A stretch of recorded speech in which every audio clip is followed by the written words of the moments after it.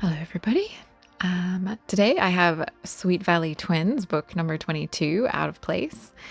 So, this series of videos is about book series from the 80s and 90s, things that you would find at your school book fair. And this video is about a children's book from the 80s, but it is more aimed at adults. It's not really for children exactly. And this video contains spoilers about the book. So there you go. So one of the biggest book series of this era was Francine Pascal's Sweet Valley books, which came out between 1983 and 2003, which is a respectable 20 years, with over 180 books all told, which is insane. I imagine there's somebody out there who had every single one. I'm sure. I find that exciting for some reason. I can see it on a shelf in my mind. So Pascal was a soap opera writer for The Young Marrieds, which is a little TV soap. When friends suggested she write a book series that was a soap opera aimed at teens. So this became the Sweet Valley High books, which were mostly ghostwritten with Francine Pascal overseeing them. And they were so popular that there were several series of the books, including Sweet Valley University, the Unicorn Club. There was a TV series. And then there were also other spin-off series like thrillers and mysteries. And there was also a board game, which has the same kind of art design as the cover art for Sweet Valley High. Sometimes you'll find it in thrift stores. It's kind of adorable. It's like a dating game. Never had it, never played it, but I do think the box art and stuff looks pretty fun. In 2011 and 2012, Francine Pascal released Sweet Valley Confidential and The Sweet Life, which were follow-ups which told adult readers what happened to the characters in their later life. And yeah, it was kind of interesting because she broke away from the publisher a little bit and changed some things. So it's kind of interesting there. Anyway, the main characters of this series are Jessica and Elizabeth Wakefield, who live in Sweet Valley, California, a fictional place. They're identical twins. They're both blonde, popular, overly perfect, with Elizabeth being the sensible one and Jessica being the outgoing one, if you're being nice. Or Elizabeth being the complete doormat and Jessica being a bit of a sociopath. They attend high school with their friends. They date cute boys. It's all very teen, very exciting. I didn't read this series. This was not my series at all. I think they have really cute colors and cover design. And I think they're a little bit nuts. Like a lot of these series, when you read them now, they're kind of weird. But yeah, I think this, for me particularly, this series is kind of nutty. But yeah, from a quick look at the different series in this story world, there's Sweet Valley Kids, set when the twins are 7. And then there's a bunch of series. There's basically a series for every stage of schooling until post-university age, and then beyond, really. A series for every age group. And my God, that's a lot. That's just a lot. So this book that I have for today is from the Sweet Valley Twins series. This was sometimes called Sweet Valley Twins and Friends. And this was the first spin-off series. So it started in 1986. It was written by ghostwriters.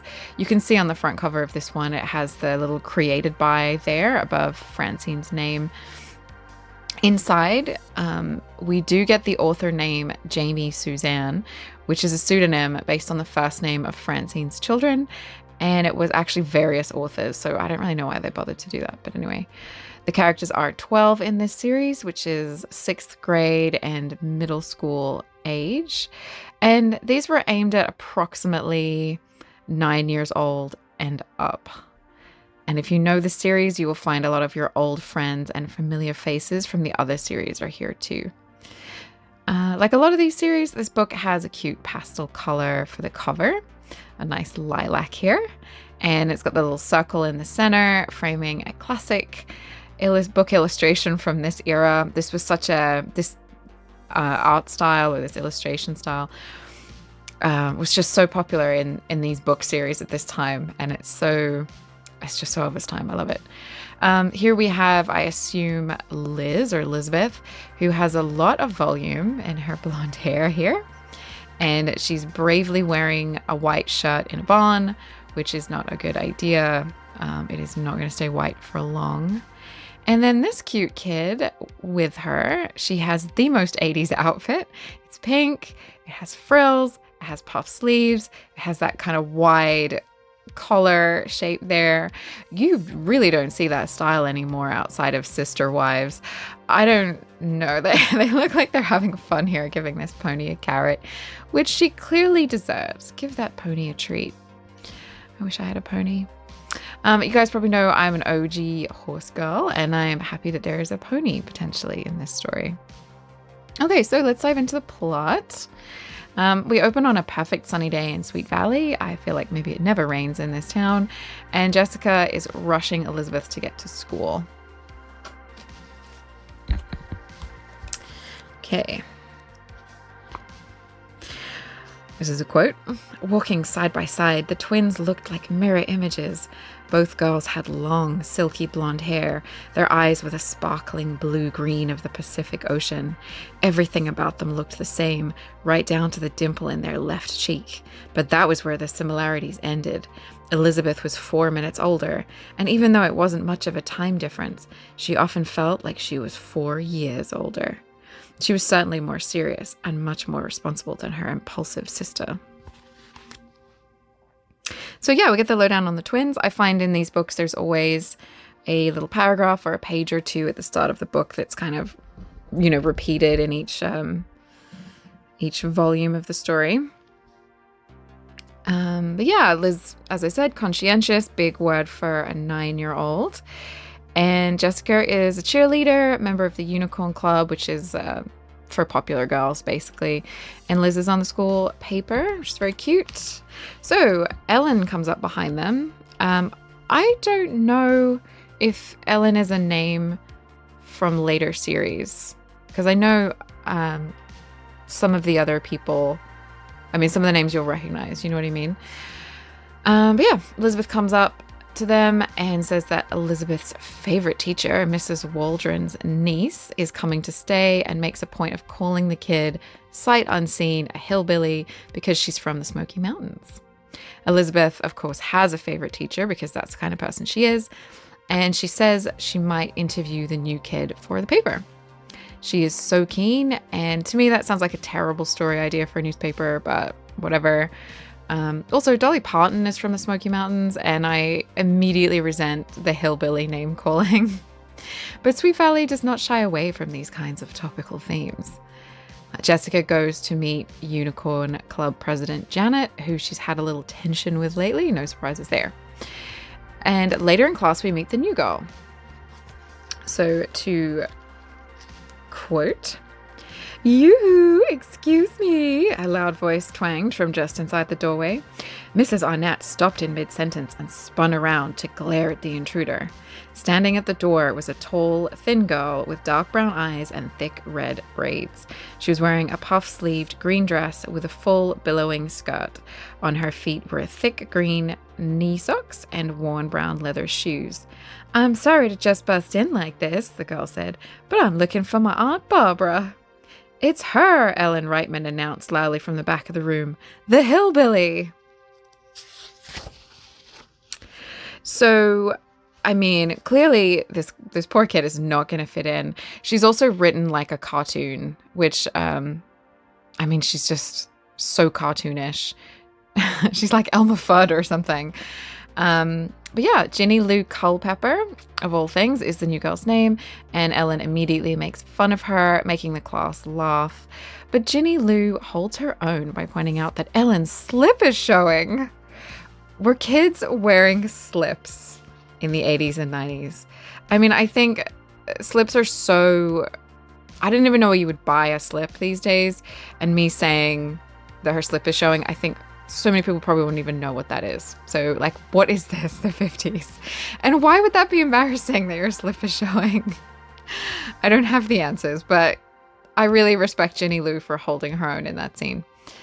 She gets told off for being rude, I guess for interrupting the class or something. But I mean, I guess she's kind of loud, but I don't really see how that's rude. Like, if she's supposed to be in, like, how is she? She's supposed to be in the school, right? So how does that make any sense?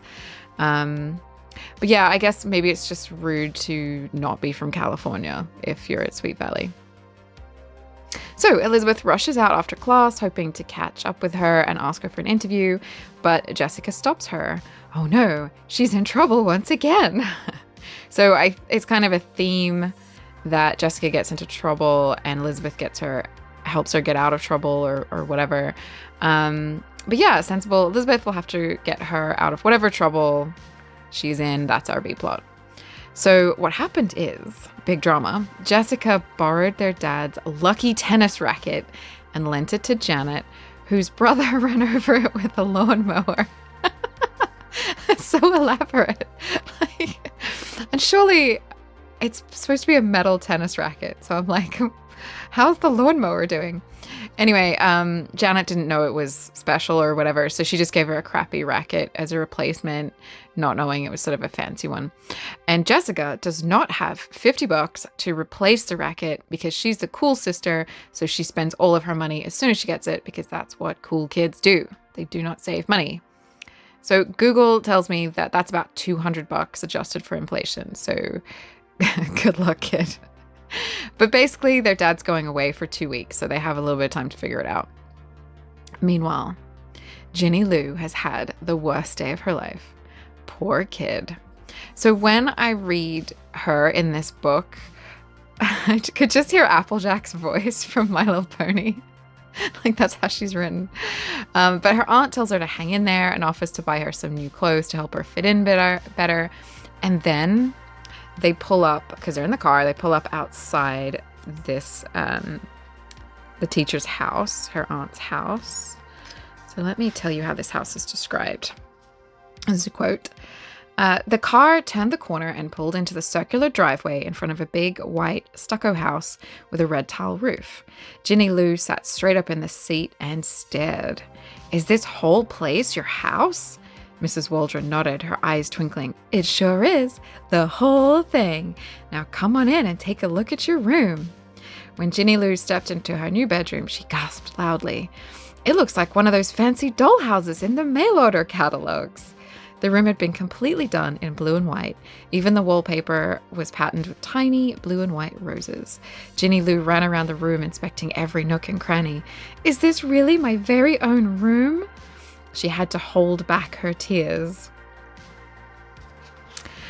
So this seems kind of rude to me. Like she's never seen a house before, maybe. Just tin shacks. I don't know. Francine Pascal hates country people, basically, is my opinion.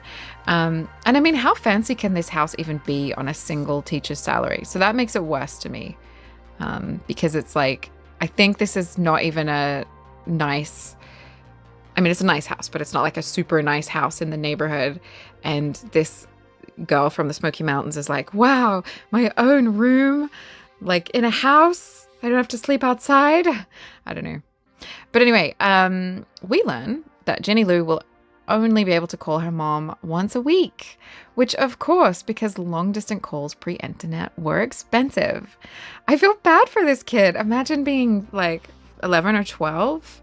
I think they're supposed to be. And she can only call her mom once a week. Anyway, dinner time at the Wakefield house. Jessica decides to suck up to their dad and ask him for an advance to her allowance or to like give her some money to buy a sweater. But he says no. And I find this funny because she's basically trying to get him to give her money so she can replace his racket that she took without asking. But anyway, they compare her to Elizabeth, who saves her money. And this bothers me because comparing your kids is not great. That whole, like, why can't you be more like your sister? But the mention of Elizabeth's savings gives Jessica a little gleam in her eye. And Lizzie thinks to herself, she's for sure, definitely, 100% not bailing her twin out this time, which serves to remind us that Jessica walks all over her, which is proven one page later when she immediately gives in and ends up offering to help her with money. And then she ends up doing like both of the girls after dinner cleanup chores. So she is a doormat. Okay. Wow, Aunt Barbara, I've never seen so many mirrors in one place. Ginny Lu Culpepper stood in the middle of the gallery at the Sweet Valley Mall on Tuesday afternoon. The escalators leading to the second floor were circled by tall pillars covered with mirrors. Light bounced off the glass in a dazzling display. It looks like a magical kingdom. So apparently they don't have mirrors on Locust Ridge or wherever this poor kid is from. Maybe they don't have malls either. But Ginny Lu is at the mall, and it seems like she's never seen or heard of one before. And her aunt, Barbara, who is, school teacher at the school, as mentioned, leaves her alone with Ellen and Lila. I'm sure you guys know Lila if you know this series, who promised to help her find some cute clothes, but because they're mean girls, they pick out horrible clashing clothes from the sales rack. And they make her try them on. So she pops out of the changing room in this wild outfit, and her aunt can tell that the girls have played a trick on her. And this shocks and embarrasses her aunt for some reason, which only makes it worse when Lila and Ellen are laughing at her. This makes Aunt Barbara cry, and she drives Ginny Lu home, which is weird because why is a grown woman acting like that? This woman she's a school teacher. She just falls apart. And it just makes Ginny Lu feel worse. What is happening? But also, why do they just leave? Just buy a cute outfit with the help of the sales lady who's right there. What Lila and Ellen do is really mean, especially, kids are sensitive at that age and stuff, but you could still buy something and just turn the situation around. But anyway, back at school, an arts and crafts fair is announced, and Ginny Lu wants to enter. Ginny listened to the sound click off on the speaker and said out loud, "I'd like to enter that fair. What do you have to do to get in?" Mrs. Arnett peered over her glasses and said, "You have to have a skill or a talent." "Well, I guess that leaves you out," a voice whispered from the back. Ginny Lu spun around and glared at Ellen Reitman. This is harsh. I feel like Mrs. Arnett is kind of a bully herself, honestly. She allows Ellen to get away with things all the time. But she will lay into Ginny with a kind of, and around here we don't behave like that. So it's I don't know, I just feel really bad. Adults are weird in these books. So at lunch, the girls on the school paper decide to cover the arts fair in their next issue, and Elizabeth sees Ginny Lu skulk into the room looking dejected. So she thinks, I'm going to ask her to sit with us. But then Jessica comes over and guilt trips her out of her lunch. So Jessica spent her lunch money, or is saving her lunch money to replace this racket. And so she just eats Elizabeth's entire lunch. So Elizabeth gets nothing. And Elizabeth does nothing about this. So I'm not sure what message that sends to little 12-year-olds in the 80s, but I'm sure it's not a good one. Ginny is picked on in the cafeteria, so she goes to hide in the bathroom, but then her enemies come in there and talk about her when she's right there, humiliated. So she just leaves school entirely. And luckily, wandering around, she ends up at the stables, which apparently smells just like home, which goes to show you that the writers really hate this girl as much, if not more, than the bullies do.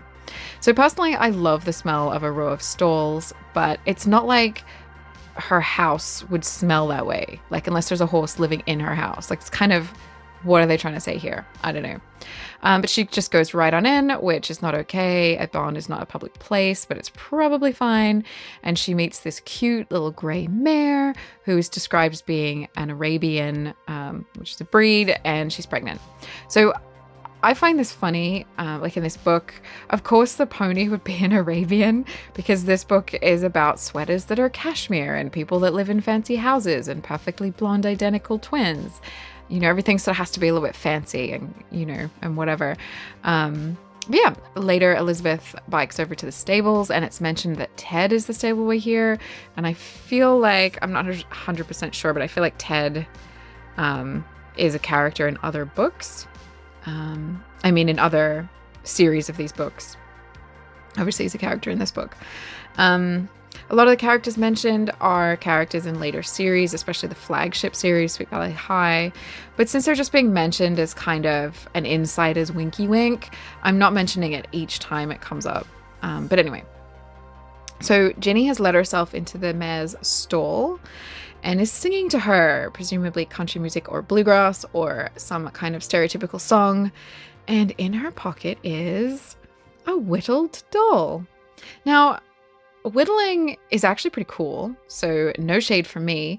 And obviously this is going to be the craft that Ginny Lu enters at the art fair later. But the way that this book creates the idea of someone from the Smoky Mountains is such a bad stereotype that it's really as bad as the bullying that the book is trying to teach kids about. So yeah, I was just, I was reading this and I was like, I hate to see this book series tackle racism, and it probably does somewhere. Yeah, but anyway, Snow White is the horse's name. She's pregnant, she's Arabian, she belongs to Ellen, who is not happy to see Ginny with her horse. To be fair, I wouldn't either, because she's inside the stall. And don't do that. Don't wander onto property and feed and pet other people's animals, especially horses, and don't let yourself into a horse's stall. That's dangerous.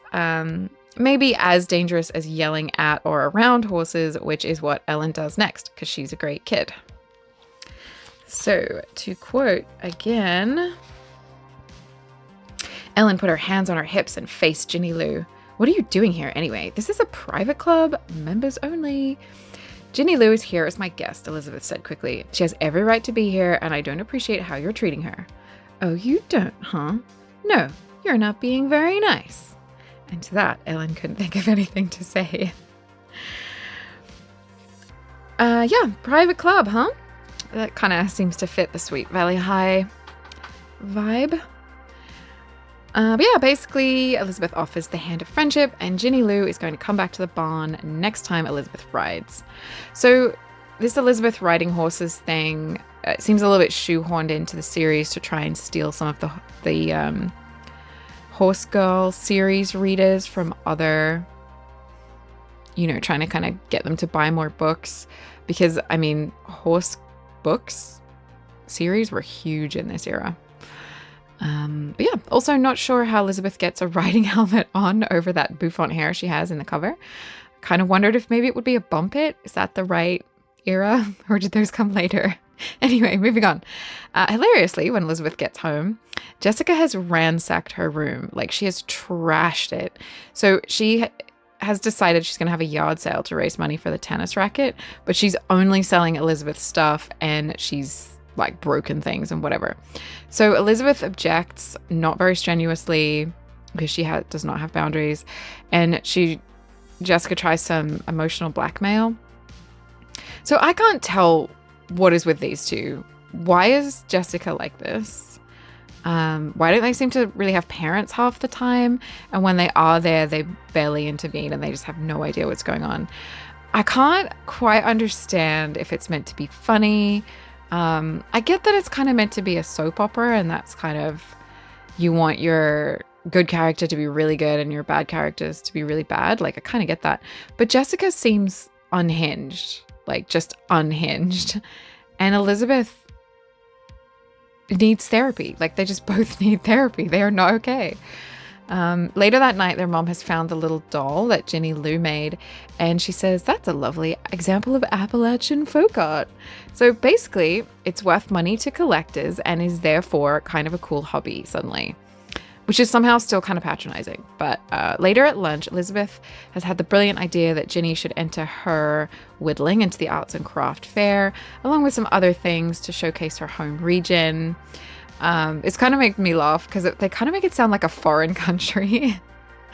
And Elizabeth thinks that this will somehow make Ginny seem like less of a nerd. Yeah, Bruce makes fun of Ginny's accent, very witty, which reminded me of In Heartland by Sarah Smosh, which is an awesome book, by the way. She mentions that kids from areas in the States, Ginny's or the South, where they have a bit of an accent, they often get bullied and miss out on opportunities if they have an accent that's Southern or country. Like, people just think they're stupid, right? So they try to lose the accent when they are at university, or, whatever. And then this means that regional accents in the US are actually dying out, which is a total digression, not really relevant. But my point is just, like, don't pick on people for their accent. It's pathetic. It's not funny. Later at the barn, Ellen has put up a sign, real mature, to say, "Stay away from her, Arabian mare." And the other girls laugh at Ginny.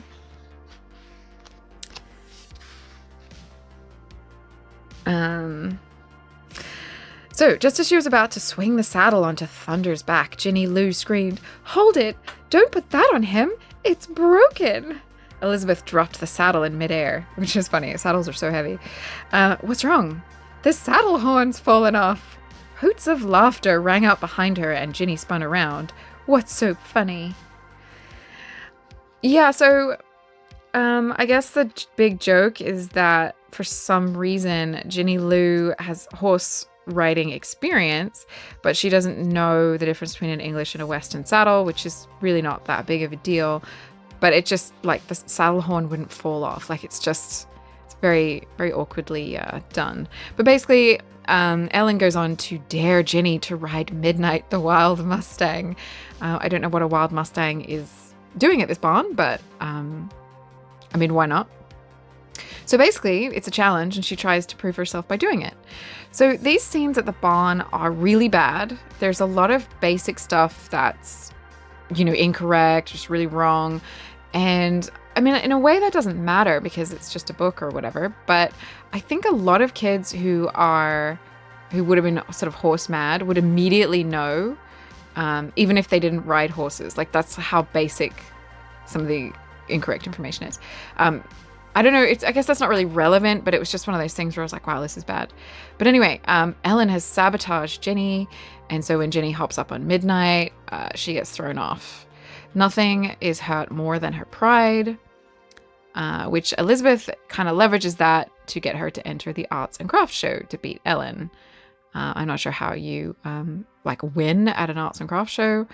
I don't know if you're ranked or something, but there is a first prize, so I guess. But Ginny is lucky to be alive at this point, but the book isn't that concerned. They are not worried about you not wearing a helmet and falling off a horse. But next chapter.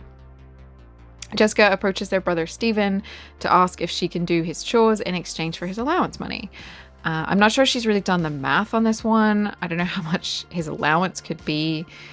But he agrees to give her some money in exchange for doing the stuff that he's meant to be doing.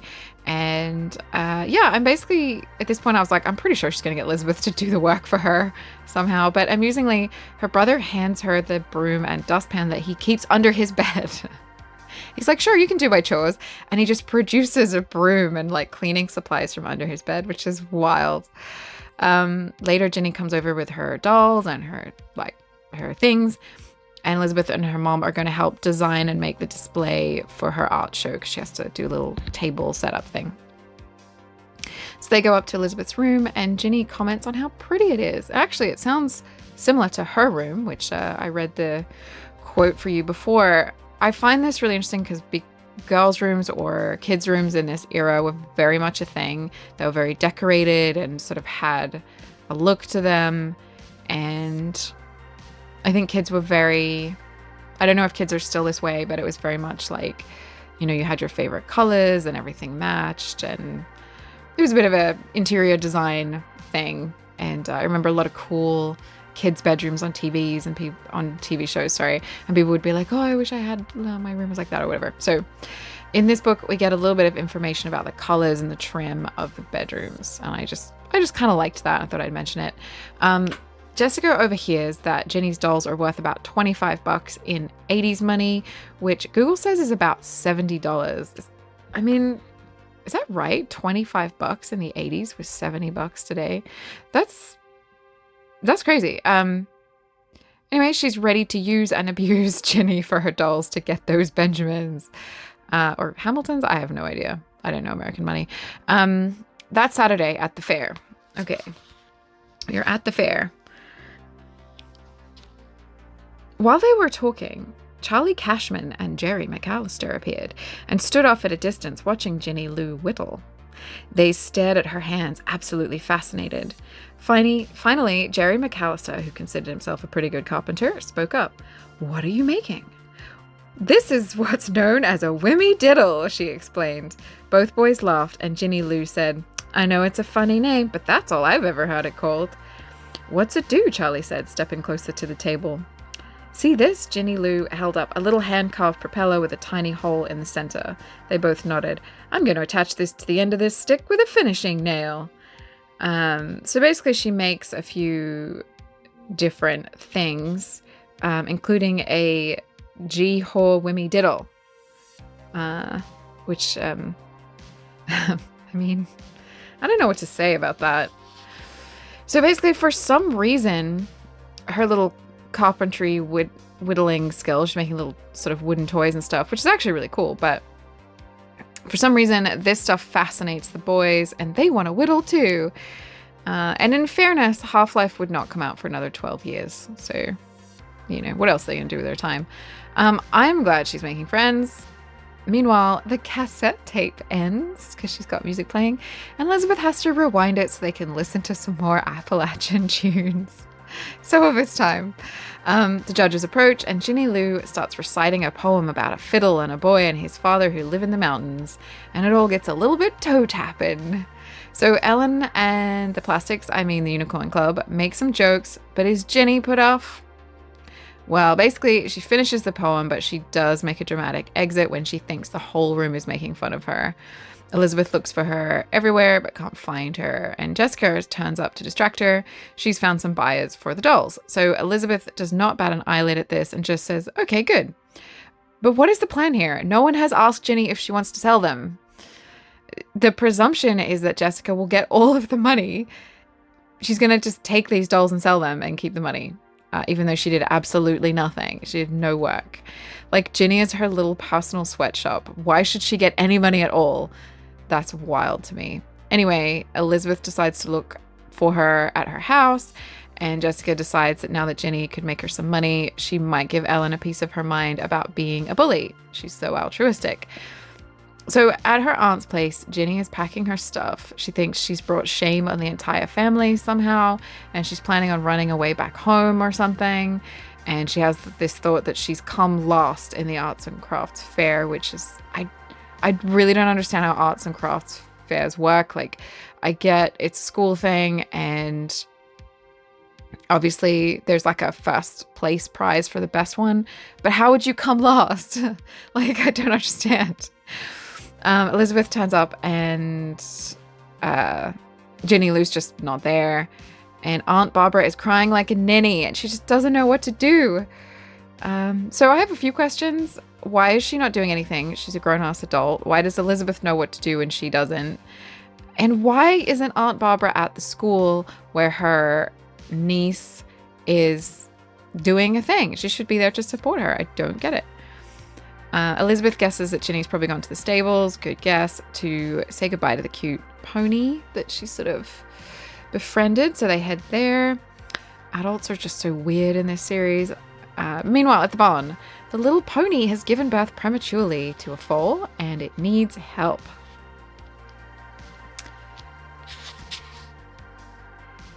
A feeble whinny came from the little foal. He lifted his head weakly and looked right at Ginny Lu. "He wants me to help him," she cried out.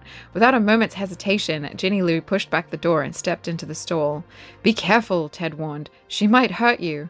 "Ah, Snow White knows me," Ginny Lu said soothingly. "Don't you, girl?" The mare's eyes flickered forward at the sound of Ginny Lu's voice. She watched Ginny Lu inch up beside her, but didn't respond. There. So the pony won't let anyone except Ginny Lu near her, and so she gets in there and she saves the day. And this is super unrealistic. Maybe don't approach pregnant mares in general. Give people their space. Maybe just don't approach pregnant people either, because, you know, people just go up to them and pet their stomachs. Like, they're just public property. But it's another issue for another time. But this is just so unrealistic that this would happen. But I love it anyway, because this is the kind of thing, a kid getting chosen by an animal, that I loved that story as a kid. I think kids really relate to that. Everybody wants to be a bit special. But just the way the scene is written is super funny and melodramatic. So Ellen turns up. Where did the little page go? Ellen turns up and she sort of starts to freak out. Calm down, Ellen. Ted put his hand on her arm. She's not hurting your horse. Ginny Lu is the only person Snow White, that's the horse's name, will let near her colt. But what is she doing to him? Ellen sounded like she was going to cry. She's trying to save his life. I think Dr. Keating should do that, not her. I called the vet, and she'll be here soon, but we can't wait that long. That foal was premature, and he's too weak to stand by himself. If he doesn't get to his mother, he could die. What? Ellen turned completely white. Oh, no. Ginny Lu spoke up, keeping her attention focused on the foal all the time. Every second that we wait, this little fella gets weaker and weaker. It's important he gets his mama's milk right now. Ted nodded grimly. She's right, Ellen. I don't know what to do. Ellen looked back and forth between Ted and Ginny Lu. Finally, she turned to Jessica for advice, because Jessica's here now too. You've got to trust Ginny Lu and Ted, Jessica said quietly. I think they know more than we do. Just the what should we do of it all, it just cracks me up. I mean, I don't know. Just keep clutching your pearls, Ellen, and wringing your handkerchief. Well, I mean, you know what happens. Foal saved. Ellen apologizes. She says Ginny can name the foal, and it's a nice little gesture. She calls him Sooner because he came sooner rather than later. I mean, okay, fine. You can call him whatever you want. Ginny decides to stay. She finds out she won Best in Show at the art fair, which, I mean, predictable, but it's a nice ending anyway. And Jessica wants half the money from selling the dolls. She wants 50%.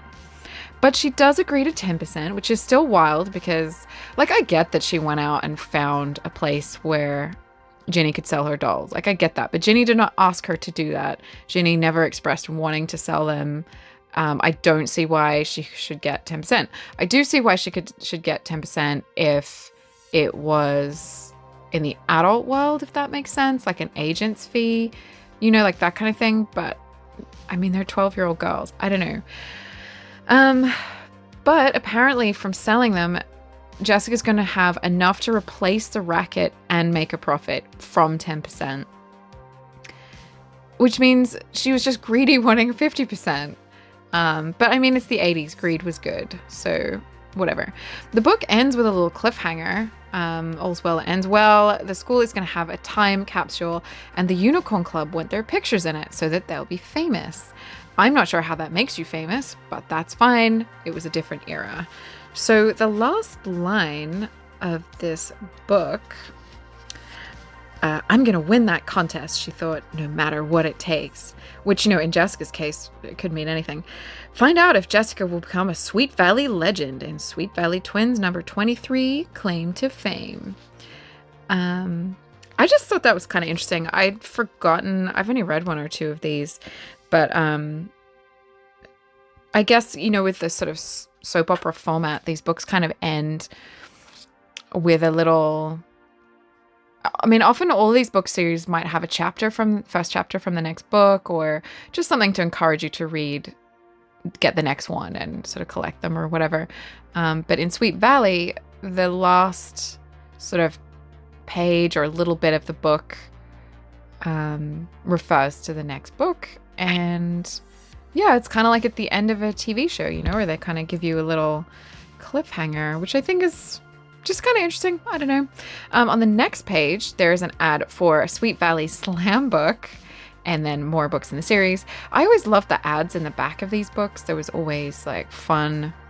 I don't know. They're just kind of exciting when you're a kid because you'd be waiting for the next like book fair, or sometimes there'd be a catalog for you to order from or whatever. And Yeah, but a slam book feels very on brand as a product tie-in for this series. A slam book was basically the burn book in Mean Girls. I think there was a more benign sort of original. I mean, I think originally it would be like you'd have a question at the top of the page about something sort of fairly innocent, and then you'd pass the book around and everyone would write their answer in it, and it would be like, oh my God, Ginny wants to be a whittling champion when she grows up. I don't know.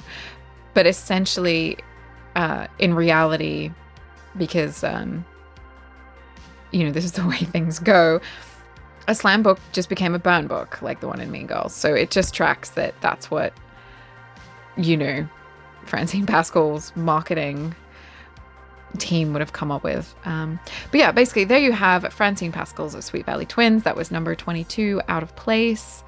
I love the way the plots, especially in this series, but in other series too, they just neatly wrap up in a way that's not useful. Like if you were reading this as a kid and you'd started at a new school, maybe you were nervous nobody was going to like you, or maybe you were, being bullied or something, this book's not going to help you with what you should do. Like no one in this book considers asking an adult for help. And I don't blame them. The adults are all really weird. So I guess, your option is to save the bully at your school's horse. But what if she doesn't have a horse? You're shit out of luck. Like, so, yeah, I mean, I guess, these books aren't designed to be guides for how to live your life or anything. But I don't know. It's just kind of like, it's lucky that she saved this girl's horse, or she really would have had to leave town. Yeah, I also felt like the book really didn't like Ginny Lu even more than Ellen didn't like her. I would hate this book if I was from the Smoky Mountains, probably. I think it's very mean-spirited. She's such a cartoon character, and yeah, it's like she's never seen the TV before because she's from the Smoky Mountains. I don't know. Yeah, I really don't get Jessica. I feel like she's written really strangely. I guess, like I said before, she's sort of meant to be a soap opera character, but I mean, I'm sure there's some really funny, snarky videos and WordPress blogs and stuff about this series, and they crack me up because I think when people read these before, when they came out, it was just kind of exciting and gossipy and whatever, and that's totally fine. But reading them now, you're just like, what is this insane thing that I'm reading? And yeah, but I think she and Elizabeth are both really annoying. Elizabeth I think we're supposed to think she's nice, but she's not nice. She's just a doormat. And, Jessica's the worst. But that's actually, even though they're annoying, that's actually the best thing about these books. Because they're hilarious. It's like, what are you doing? Why are you doing that? Why would that be your response? Why are you letting her get away with this? I don't know. Yeah, and another thing I love about these books is the randomness. I think more than any... Well, I shouldn't say, I was going to say more than any other series, but that's probably not true because there are so many of these book series and a lot of them were very, just banging out books. But the broom under the brother's bed, there's always like these random things in this series that make me laugh. Like, I guess she must have just left the tennis racket on the lawn for it to get run over by a lawnmower. But I feel like that would have been a hilarious thing to see because it's a metal tennis racket, and like, I'm just kind of wondering what would have happened. And I don't know why a teenage boy keeps a broom under his bed. Maybe to keep away demons or something. It seems like one of those things, like those old wives' tales, like keep a broom under your bed and you'll be married by Christmas. Like, I don't know. It's really funny. I don't know why it's there. Yeah. I mean, she could have just written like, she went and got it from the kitchen. Like, I don't know. I don't know why I'm stuck on that, but it's just the randomness of it. But yeah, after agreeing to stay at the end of this book. Ginny's like, yeah, I'm gonna stay. Ginny Lu Culpepper is never mentioned again, never heard of, never seen. I suspect maybe Ellen and Jessica killed her and ate her, and the whole town is covering up. Who knows? She's just gone. Yeah. I did, while reading this, I was reminded of this Horse Girl series, for lack of something better to call it, called Ginny.